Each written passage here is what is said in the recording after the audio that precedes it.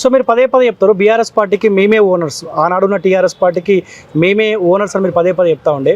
అలాంటి పార్టీ కనుమరుగైపోతా ఉంటే మీలాంటి ఉద్యమకారులకి ఇబ్బంది అనిపిస్తలేదా? కానీ రాము ఒక బాధ అంటే బొడిగె శోభక్క గాలనగా మీరు కూడా ఉద్యమంలో ఉన్నారు తమ్మి నాతోని. ఎందరో ఉద్యమకారులు ఉన్నారు, ఓయూ నుంచి కానివ్వండి, ఇవాళ మీలాంటి జర్నలిస్టులు కానివ్వండి, ఎందరో ఉన్నారు.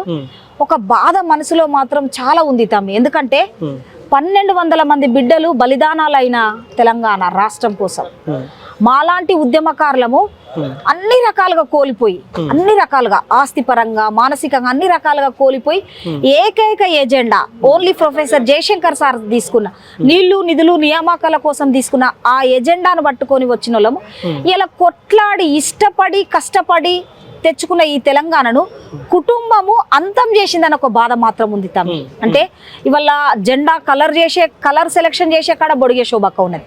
నాది జలదృశ్యంలో నా సభ్యత్వం, గాలన్న శోభక్కది జలదృశ్యంలో సభ్యత్వం.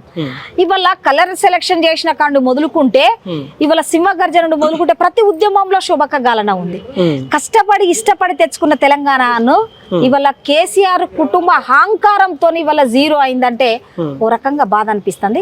ఇంకో రకంగా నిజంగా కల్వకుంట్ల కుటుంబానికి ఈ రాష్ట్ర ప్రజలు గుణపాఠం చెప్పిరు అనిపిస్తుంది, జ్ఞానోదయం కల్పించారు.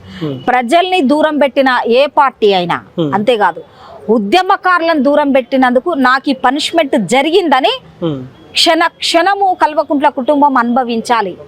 మా ఏడుపు, మా గోస, మా ఉసురు తెలంగాణ కోసం అమరులైన 1200 మంది బిడ్డల బలిదానం, వాళ్ళ కుటుంబాల ఉసురు తప్పకుండా కేసీఆర్ కుటుంబానికి తగిలింది.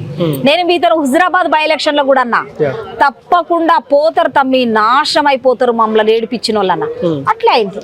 ప్రజలు తలుసుకుంటే హీరోలను జీరో చేస్తారు, జీరోలను హీరో చేస్తారు తమ్మి.